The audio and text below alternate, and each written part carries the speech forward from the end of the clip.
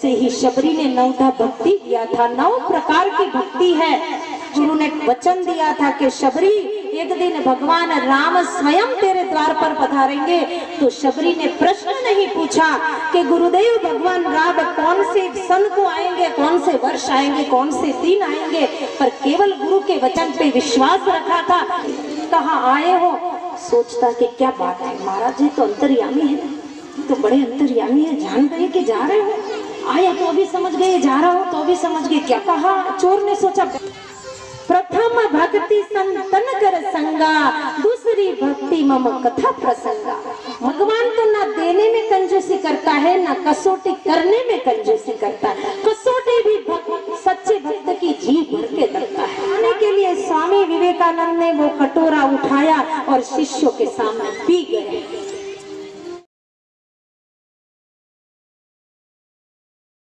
यही हमारा धाम है, जहाँ कल्याण का मार्ग मिलता है, जहाँ मुक्ति मिलती है, वही हमारे लिए वैकुंठ है।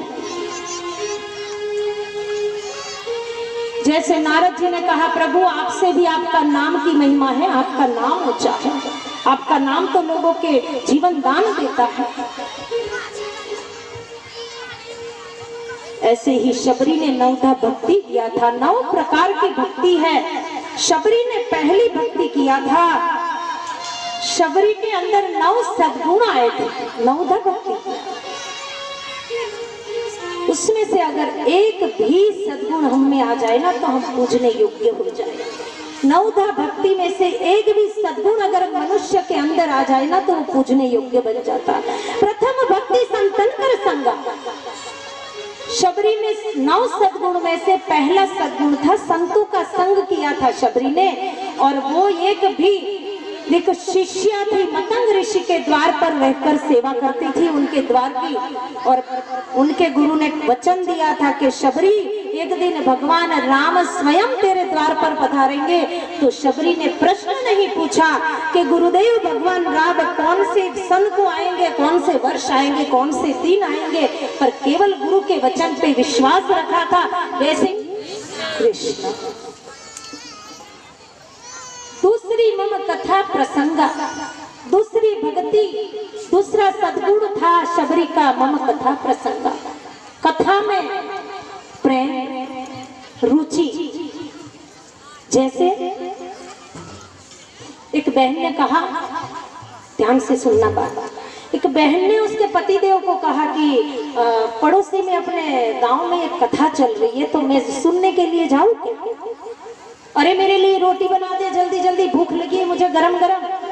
जब रोटी बनाऊंगी या तो आप कथा सुनने जाओ या मुझे जाने दो, क्योंकि नास्तिक था, कथा में रुचि नहीं थी। आप जाओ या मुझे जाने दो। उसने कहा कि चल भाग्यवान, तो बहुत सिर खाती, गरम रोटी तो मिलेगी, मैं जाके आता हूँ।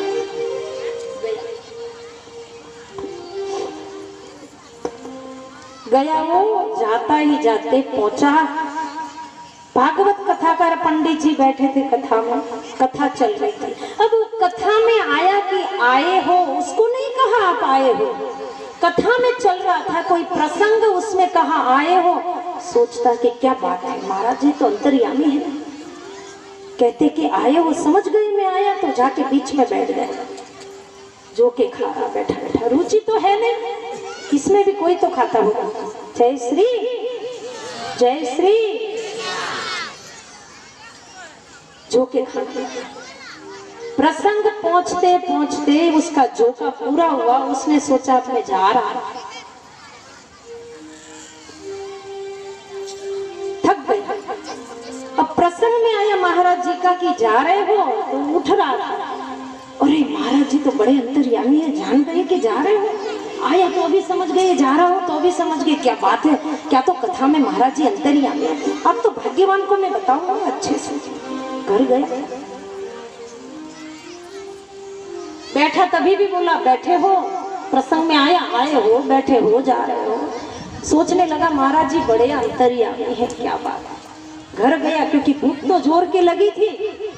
घर गया, पत्नी ने कहा कि बताओ ने महाराज जी ने कथा में क्या कहा। बहुत जिज्ञासा महिलाओं को होती है ना, बड़ी भावनात्मक होती है।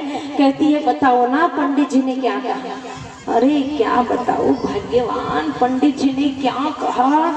जैसे ही मैं गया और जैसे ही मैं बैठा, पंडित जी इतने अंतर्यामी जान गए और कहने लगे आए हो, बड़ा अच्छा लगा मुझे। अच्छा और क्या कहा। और मैं बैठा, वैसे ही पता चला बैठे हो। मैं तो बड़ा प्रभावित हुआ, पर जो का खा रहा था प्रभावित क्या हुआ, कथा में तो रुचि नहीं थी।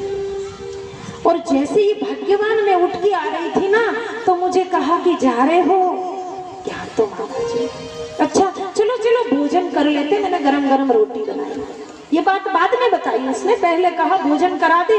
भोजन करने बैठे, इतने में इसके घर में खिड़की से चोर कूदने वाले थे, आने वाले थे। तभी भाग्यवान ने पूछा कि कथा में पंडित जी ने क्या कहा। तो उसने कहा आए हो। इतने में चोर को लगा कि ये समझ गए कि हम आए हैं।